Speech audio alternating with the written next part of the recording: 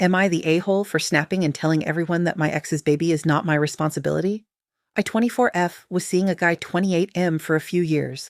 We weren't one of those couples posting each other everywhere or talking about marriage, but we were exclusive and spent most of our time together. Things got complicated last year, and we ended things for several months. During that time, we were completely broken up and living our own lives. A few months later, he reached out saying he'd done a lot of growing up, wanted a real relationship, and wanted to give us another shot. I still cared about him, so after a lot of conversations, I agreed. Everything seemed great for a while until a woman he'd briefly dated years ago announced she was pregnant.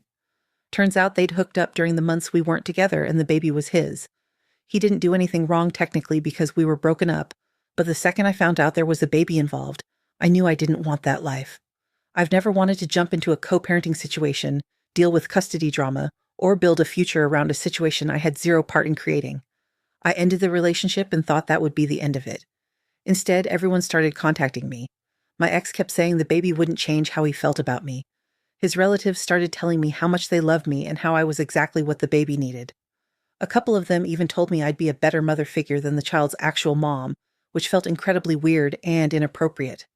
Then the pregnant woman somehow got my number and started messaging me too. I blocked people over and over, but they kept finding ways to reach me through different numbers and social media accounts. Eventually, I lost my patience. I made one group chat with everyone who had been contacting me and basically said, "This is not my child, not my relationship anymore, and not my responsibility. I am not joining this situation. Please leave me alone."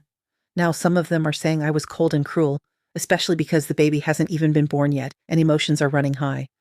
I don't regret ending the relationship, but I do wonder if I handled the final message badly. So, am I the a-hole?